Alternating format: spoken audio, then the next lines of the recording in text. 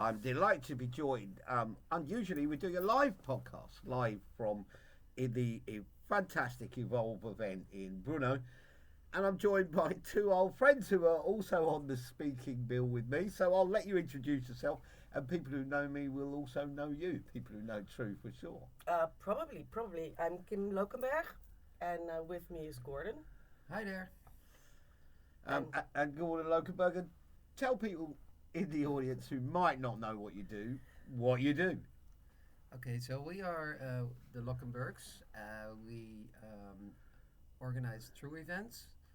We organize. You do some proper. You've got a real job as well. I see. Oh, yeah, yeah, You have a real job. that's Yeah. the fun thing. I would say like no, yeah, that True Events is our main job. No, so we run a global sourcing and recruitment company. We're not necessarily an agency. We actually do tailor-made recruitment solutions for international companies mostly. So one of the reasons I wanted to talk to you both, and it's great to have you here in person as always, is we've talked a lot in the last 7 episodes. We've talked with some technical people. We've talked with some really good practitioners like Charlotte Johns, Daniel De Liberio, who do full circle running recruitment teams. But we've never really talked about AI from a sourcing perspective and how it's going to how AI is going to impact the sourcing function and how it might impact the sourcing aspect of a recruiter's function, a job role. So tell me a little bit about what you're seeing, what you're thinking, what you're working on, what that could be labelled in the AI arena. Oh wow. Well, there's a lot going on in this AI space. Um, I like to like um, try things, and then there was this ChatGPT, and I was like, will it replace Google? No, not really, not yet. Maybe in the future. But can it help me with sourcing? And how will it help me? Simple thing. I was applying for a cool job. I put in the job description. I put in my resume. Is this guy a good fit for this role? And it gave me exact reasons why I would be a good fit. Um, the next step was going into these interviews. Like, okay, I'm talking to the financial manager now. What kind of, like the CFO, what kind of questions will I ask him? Well, I could sit and think of it for like 10 minutes, or just ask ChatGPT, okay, now having the interview, I'm being interviewed by the CFO, what should be the questions I would ask to him? It gave me a great result. Again, it was a great interview. Yeah, but basically, if you look at, so we did Sourcing Summit about a month ago, Yeah. and of course, there's a lot of talk of AI. But today at Evolve, we did a session, the basics of sourcing and where you can already use AI. So tell us some of the stuff you had in. I've had great feedback on the session. So tell me a little bit some of the things you covered in that session. Yeah, so basically, it was like a step by step how to source, but then we just went one leap, and there was keywords. How do you normally you come up with your own keywords from the job description, but now we put AI in the sequence where within seconds it has most of the keywords, and sometimes as because we're all human beings, we not connect the dots that those could be important soft skill or hard skill keywords. With those keywords, you cannot build a sourcing a Boolean string or whatever. It doesn't work. Well, not. Why not? They explain to someone who's not a Boolean. Well, if you look at the strings, and I'm not that much involved yet with ChatGPT. Gordon does a lot more, but that's what he does, so that's fine. But if I look at the strings it gives you, it's more how we call it American sourcing. So they build their Boolean strings completely different than we do in Europe. And everybody in Europe will concur with me. Like it's definitely like In what way? Without being the too Americans. technical. No, the Americans Tend use like 90% of the American sources, and it's fine. That's how they are being taught. Use really long search strings. So in Google, you can use 380 characters to build a string. In Europe, most of the time, we tend to make it tighter and shorter because we want to see results fast. So, and especially because Google and Bing use a lot more natural language because the AI behind it, you don't need to build 380 character strings. So also when you use the strings given by ChatGPT, you get zero results. 90%. You get zero results in Google or in Bing. Yeah, So you because have to tweak it. It will give you like advice on how to use things, but you still have to do some things by hand. But in the future, I would believe that It would will be learn that. possible. It will Yeah. learn that. Exactly. What were you saying? You were saying because. yeah, because so the example we used today was like we grab a job from the internet, just the URL. Didn't want to copy the whole job, just the URL. Read this job for me. So you might have taken that off a career site or yeah, a yeah. So Yeah. in this case I website did, for an yeah. agency. Yeah. and Yeah, just as an said, "Here's example, job." we took a Czech vacancy, In even Czech. though in Czech we In don't- Czech, so in which Czech. you don't speak, so No. and No, you we don't don't read. speak, and we don't. So read you're it. working in a language which is also Yeah, alien. and that's Yeah. where AI helped me a lot. Like, so give me all the technical keywords from this job, and then it will give me a list of like 20 keywords. In Czech. In Czech. I said, sorry, in English. So he gave me in English. Can you create Boolean strings for me? It creates Boolean strings for me, like the big ones, like with all the keywords in one string. Make it up to 5 keywords that are really useful for this job. Okay, so I'll build new string for you. So I already had to intervene there with my human brain, like this is not going to work, make it better. Can you give me an example? Because I'm really interested in that. When you had to intervene, what was the thing you had to correct, which you could do with your proprietary knowledge from your history and experience that you wouldn't do if you didn't know how to source? Well, For instance, the URL. So it would take a side command. oh yeah, so that was a follow-up question again. It's like talking to a 3-year-old and respect the whys they come up with. Like, grab me a cookie. Why do I need to grab a cookie? Well, because I'm hungry. So I tell the computer, like, grab me a cookie This is the because problem. I'm hungry. Yeah. And I like it with sugar and chocolate. So not the other biscuits. So you have to be really precise on what you want. So if it comes up with something you are not agree Which is with, very similar to doing a Google search, just a general Exactly. show me a movie and it will show you a million movies and then you'll say, no, I want it to be Exactly, science but fiction. it I want still it to have misses this things. actor, It I still want- misses things. Like, for instance, Yeah. we were searching for a vacancy in Czech Republic. So we did do a side command for LinkedIn, but then it would do LinkedIn.com, which the sourcers know that that doesn't work. So you don't need to do If you don't understand- cz.linkedin.com, but you want to have the public pages, so you have to do /in. So it's tweaking, but it's the same as if I do sourcing by hand.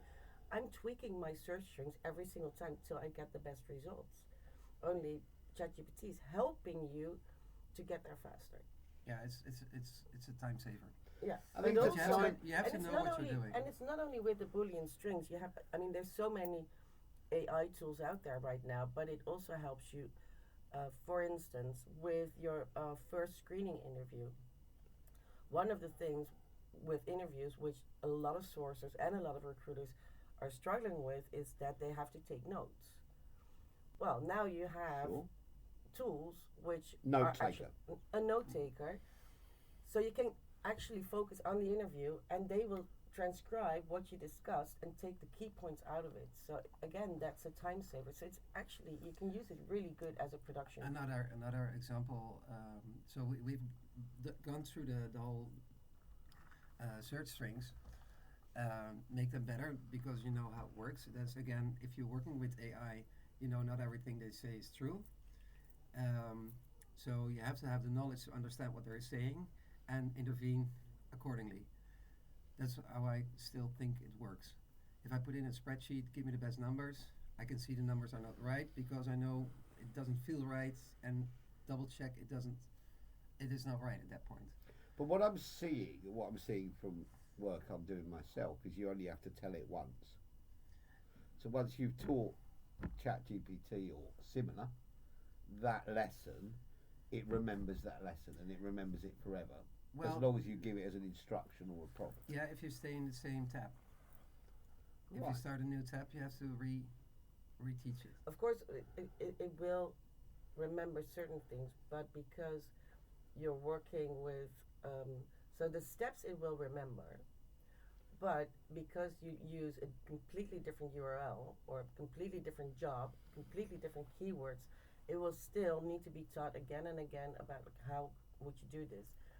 And with the Boolean strings, it's just not there yet, not even close. It will help you focus on the right in the right direction.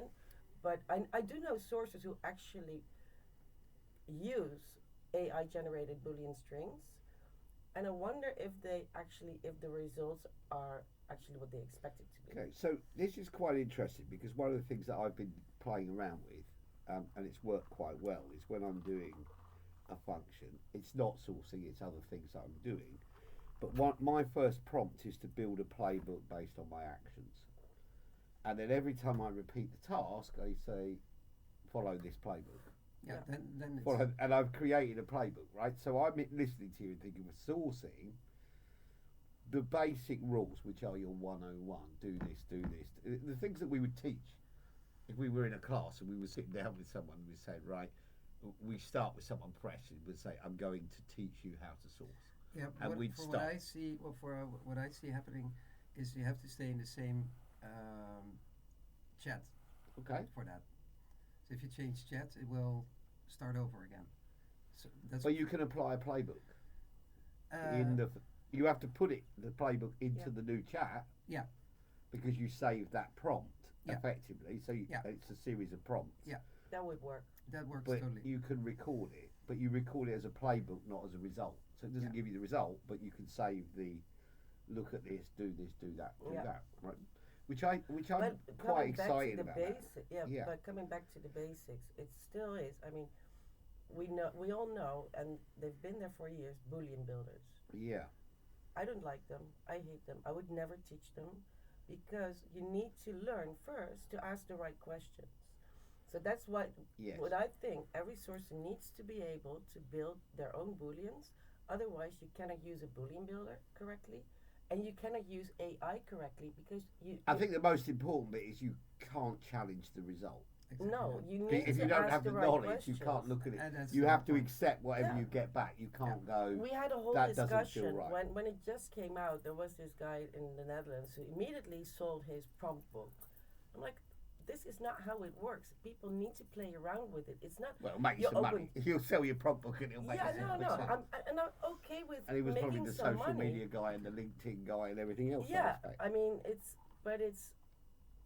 in order to learn how it works, you need to spend some time in the systems and to challenge yourself at not asking the right questions. And because we're not there yet, it's going faster than I would have expected. But for instance, it's mostly in native English. If you would do, one of the boys actually tried it. Well, the whole class tried to do an exam in ChatGPT. Lucky for ours, he knows that we're using it. So he was the only one who was challenging the results. And Yeah. he passed his exam. All the others failed because it was filled with spelling mistakes. So you constantly have to double check and triple check if the results are in line with what you're looking for. I'm kind of excited about this, and it was one of the things I was talking about earlier, right? Yeah. So what I was talking about in my session, and it's a subject for another day. It's also the topic of my track at True Amsterdam, which I'm really looking forward to because I'll be able to have the same conversation, but in an interactive, Yeah, Exactly. where people can say, no, that's rubbish, or I don't think that's going to happen. I'm super excited about that. Date of True Amsterdam is November 21st. November 21st. So anyone who hasn't got a ticket, get online and get one of those. Just to tell you, it'd be well worth Go showing up. to trueamsterdam.com. TrueAmsterdam.com. But what I was talking about and what I'm excited about is I feel like we're in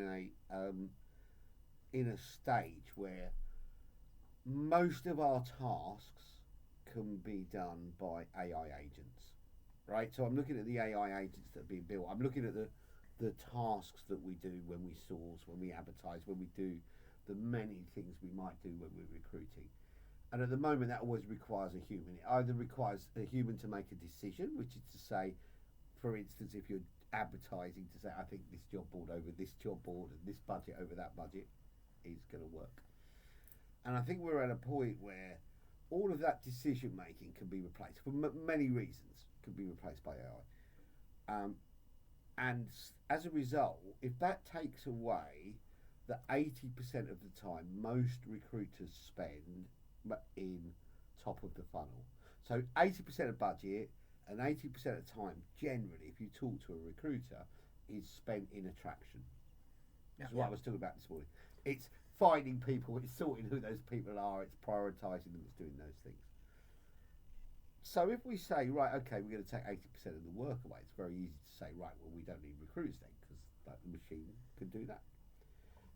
But what my feeling of strength is, people who are recruiters at the moment, I think the recruiter role will change. I think it's going to become people, and we won't have recruiters anymore.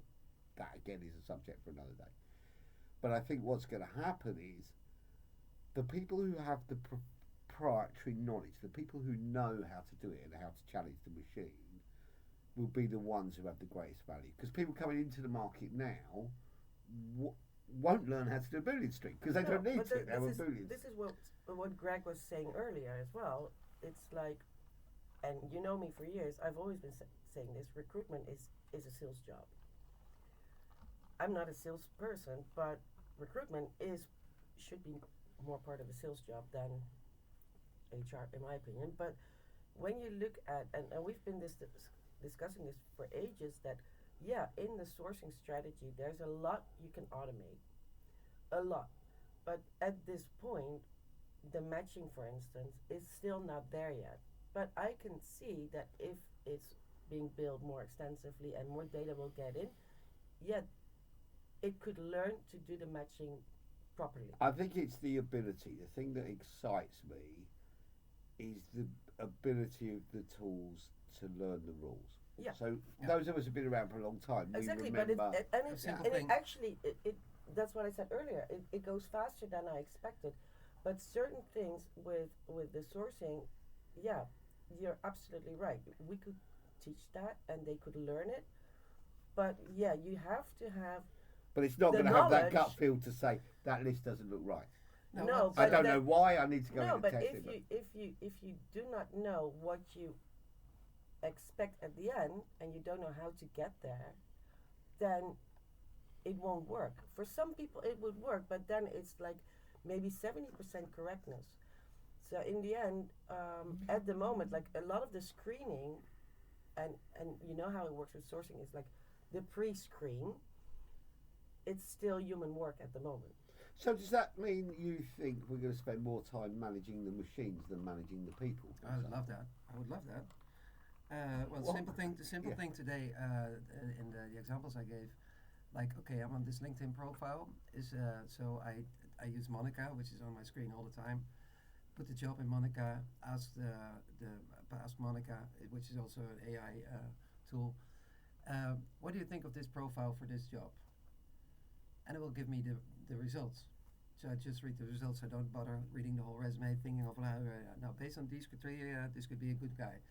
Totally other person. And this one, based on these criteria, it's not a good guy. But what I like about that tool is that it's not just giving you like, okay, I think this person is right for the job. It actually describes for a point why it would be suitable. So, for instance, it's telling you that this candidate is information from telling like okay, these are the hard skills you requested. This candidate hasn't mentioned it on his profile, so it's not even. No, he doesn't have these skills. No, it's not mentioned on the profile. He hasn't mentioned it, but our experience, he should have it, or you should go and ask about it. Yeah. So it's actually giving you tips to move ahead, and then because of all the answers she's giving per section of the profile, she makes a recommendation. Tell you what I find really interesting in what you're saying, and this is very similar if I go back to my days with JobPal and chatbots. JobPal got bought by Smart Recruiters. We found when we gave the technology a human name, people reacted in a different way. And the reason I'm saying that is I'm listening to you talking about Monica, and you were talking about it as if it was Monica in the office. Yeah, as I explained this afternoon, and Kim was like surprised. Monica's my best new friend. She was like, "Oh, that's news for me."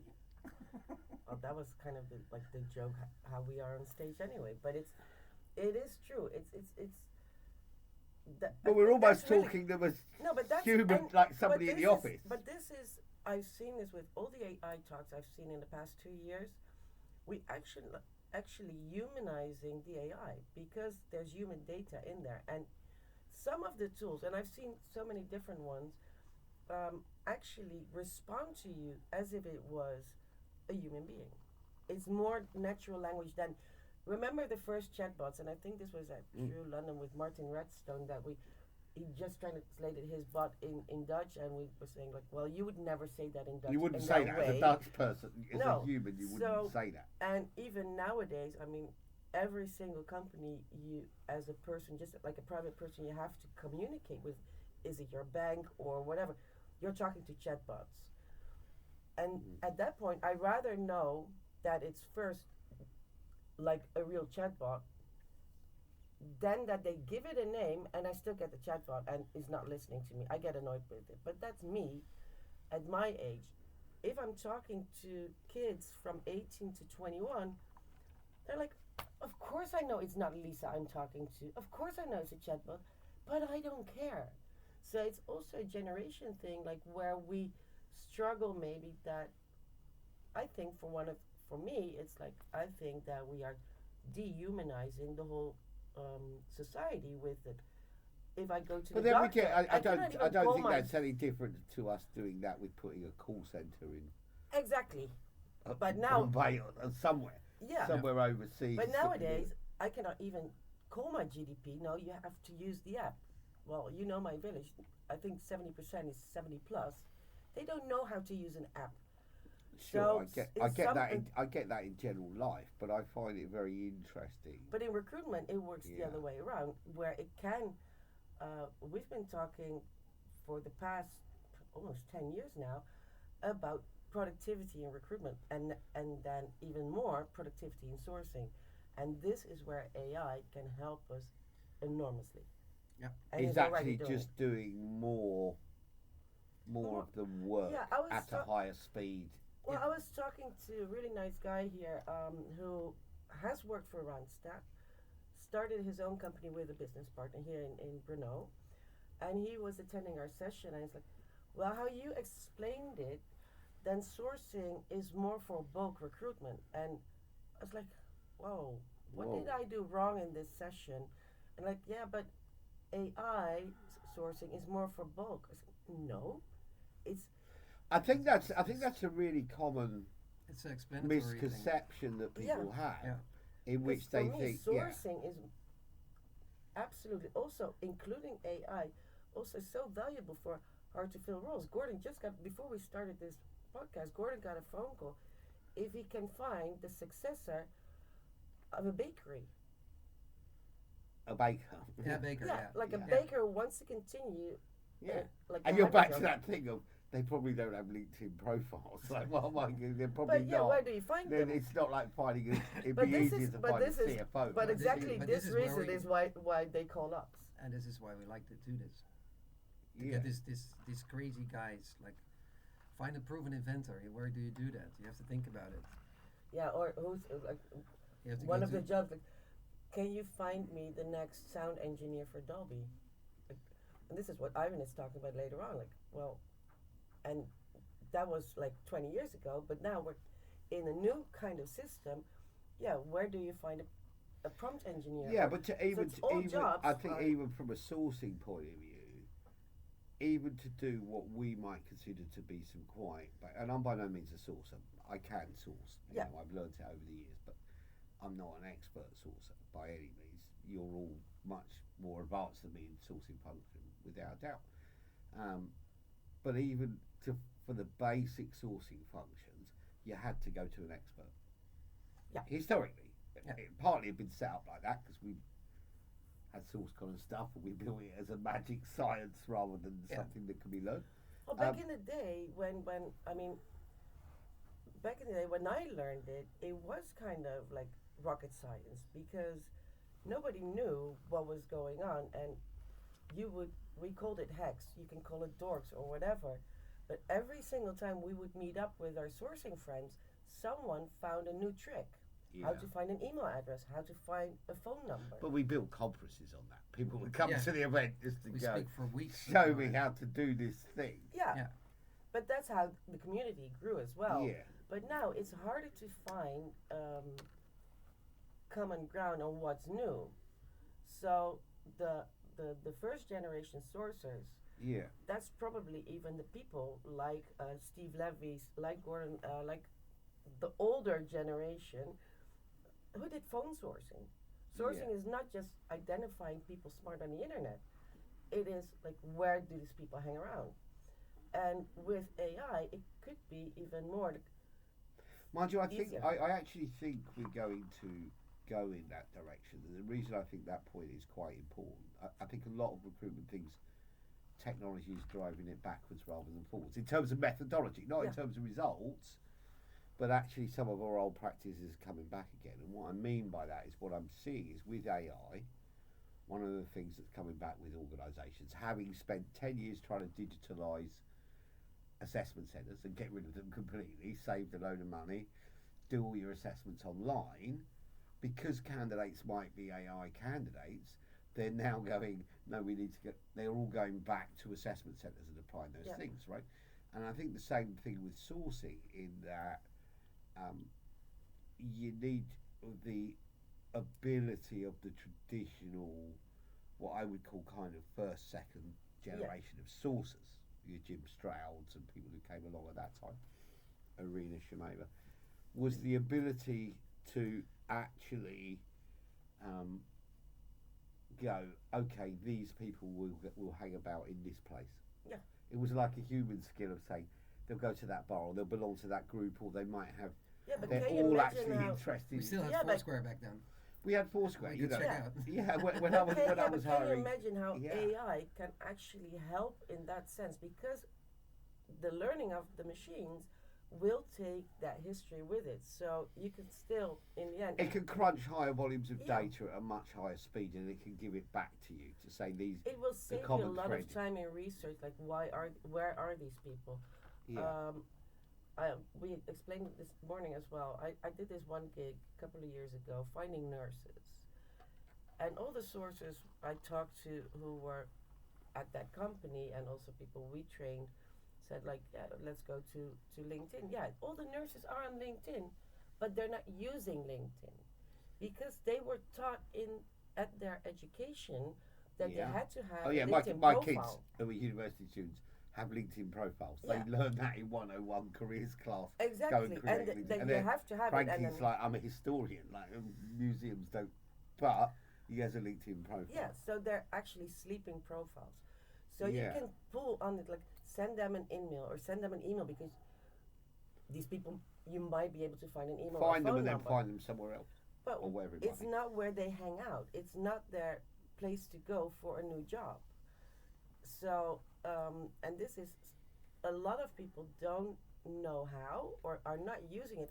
Where do these people hang out? Online, offline? I don't care where, as long as I find them. And I think AI can support, if you ask the right questions, you can, for even the most blue-collar jobs, you can. So let me ask you a question on that, because this is a really interesting point. If you were searching on, if you wanted to go and get some information, would you Google it or would you chat GPT it? I would Google it and he would chat GPT it. Yeah, totally that. We had a friend over who was crazy for special biscuits, and we had a barbecue, and it was chocolate biscuits. So I thought, what kind of recipes can I make with these chocolate biscuits for on the barbecue? And we had some crazy shit on there. It was really nice. I would Google it, but Gordon went immediately through ChatGPT. And why? Recipes. But why would you chat GPT it and why would you Google it? What's the... Because I want to get into this ChatGPT, like I want to. You just want it to become embedded in your life, in and the way that at the moment you would go, or Kim would go, I would go. I was in the. Or let's Google it first. I was in the conference this afternoon, and they more. started speaking Czech, and I would just record it, send it to ChatGPT, and it would translate it for me. And give you a live running text. Exactly. Yeah, for instance, and I think this is a really cool example. I'm still trying to get one of our friends who actually is Danish. You remember one of my best friends who wrote a book about sex lines? Yeah. So it was filmed. It's on Netflix. It's a Called huge Dirty Lines on Netflix. Dirty Lines on Netflix. But he has a whole discussion with his publicist, and he's like, "Well, hey, you guys don't pay me, Yeah. so how can I, like, screw them over?" It's like, Gordon, you're good at ChatGPT. So they translated the book into Danish and into South Korean and in Korean. He's like, well, the publicist will never know, the publisher, that I translated it because they think that I'm a stupid old guy. The only thing is that that's me. Like, well, yeah, it's really nice that you translated it in an hour in ChatGPT, but how correct is the spelling? And does actually the vibe from the book, is it like the same? This is a really good example, right? Because one of the things I've been talking about to people recently, which is a topic reasonably new to me, but I'm learning a bit about it, and that's small language models. Yeah. Right, and I think that's a really good example. So a large language model is all of the generic vocabulary in the world, including the context of it. The famous one is the Python. Like, if we say Python, do we mean snake or do we mean developer? Like, what's the deal, right? There was lots of learning in that. But that's the large language models. The small language models are specifically in a small subject, in a narrow field, but all the words that you might use. And I read a book years ago that I based lots of my thinking on. It's a book by a guy called Dr. Christian Rudder, called Dataclysm. He was the co-founder of OkCupid. He was the data guy. So he was 10 years ago. He was one of the first people who were talking to me about data, and they were from the dating industry. But I could get it. I could understand it, and because he was OkCupid, he was also talking about massive data sets as opposed to something small. And because he was talking about dating, he was talking about people, and I could see parallels there, right? So that's one of the reasons I love Christian. But he also had it within his book, this list of words that says, this is how we know this is a Mexican from California. They would use this, they would say this in this word, or use this slang, or da-da. Therefore we can profile people in that way. And I was super interested in that at the time. Now, I think that information actually 10 years ago was a lot less valuable unless you wanted to discriminate, which is why they kind of didn't go down that route with their dating profiles. But it actually got me really thinking about it and looking at it now, saying, what are the things? So when you say about a book about chat lines, what are the chat line words or the chat line phrases which Well, yeah, and that's help one you thing. to identify? Yeah, right? yeah, exactly. So, and do the other languages have that same kind of wording in their own language? And don't forget that the guy who wrote this book, he's from the Jordaan, which is a very specific area in Amsterdam, who have their own way of talking. Of course, it's Dutch. We understand them. But it's Dutch slang. It's Dutch slang. It's a way of speaking. How they form the words. The sentences are different. They use very specific Amsterdam Yiddish. But all wording. those things give you clues as to who this person is and what they are. And Sorry, my Danish is not fluent, so I cannot see if it's correct. And this is the reason why I keep on saying this, is that a lot of the people in recruitment, which I see using ChatGPT now, is that they think it's the holy grail. So they would use it as if it was true, but you have to constantly double check. But you could train on a large language model and a small language model, which would make some difference. Yeah, but that's when you're advanced. That's when you're advanced. We're but talking a about lot advanced, of recruiters that I think it's that point of the out of the box is not the solution. Right. So one of the things I thought when I was listening to Greg Savage speak in the opening was, you're talking critically about technology, but you're talking about it out of the box. Yeah. Right? Years ago, I remember Bill Fisher, who's been a previous guest on this, but Bill Fisher, when he built the social CV, he said the problem is the first thing people do is search for themselves, and it gives them rubbish information, and they dismiss the tool. Yeah. Like, to the point where he actually went, when anyone buys it, we build the profile before they can have it. Yeah. So that the first thing they do is show me all the stuff on Bill Borman, and the information is accurate. It's been created in a database. So the learning bit, I think this bit about ChatGPT again, is that giving the technology enough time to learn and running enough safe test environments. Exactly, because but this is what Well, no, happened when yeah. ChatGPT first came out, or whatever, like the other stuff as well. People immediately saw it as the new truth, and didn't explore it as a testing environment. But they dismissed it pretty quickly when they went, Exactly. it's making me look like, it wrote me an article, I published it, it makes me look like an idiot. Exactly that. Because the data's wrong, or the dates are wrong, Well, or in whatever it the is. same way, I was testing it to use in a tool we are building. And what are you building a tool to do? That's kind of cool. Well, that's still under the radar. But Okay. one of the things we want to do there is put a job in there, do the search, and give me the right profiles. And then I thought the other way: what if we have a profile? Could we find a job to it? Yeah. And that is like playing around with data sets. And if you find a profile, could you also ask the question: how many years of experience does he actually really have in this area? Line of work. Because you had 10 jobs in the past 10 years, but how many years did he actually do this and this and Did this? they actually tab? Okay. And that is what ChatGPT then could find out for me. Yeah, So- we can do another podcast when we're a little bit out of this phase. We'll do that when you're ready. My last question then, because we need to close and go see Ivan do his session. Ivan Stevanovic will be a guest in a couple of weeks. Closing question. Where we are today, if you were advising people about AI and how they need to be thinking about it, what advice would you give them in a wrap-up bullet point? What is the problem you want to solve with AI? Figure out what the Yeah. problem is. Yeah. Yeah. Kim? Ask the right questions. Ask the right questions, which as recruiters we should be great at. Yeah. So They always tell me if I ask a And question, also- like, hey, that's a also- good question. Don't dismiss it. You cannot figure AI out in 10 minutes or a few hours. Spend at least multiple times a few hours in a longer period of time and get to know how it works. And manage your expectation of what's coming out. Exactly. To be happy with where And it's at and then learn the double, next bit. triple, quadruple check. That's fantastic. So I really appreciate your time. Great presentation today. And I'm going to see you in True Amsterdam in just a Absolutely. few weeks. So 21st of November, True Amsterdam. 21st of November, True Amsterdam. I'll see you in all Amsterdam. Thank you, everybody, and Thank you thanks so for much. tuning in.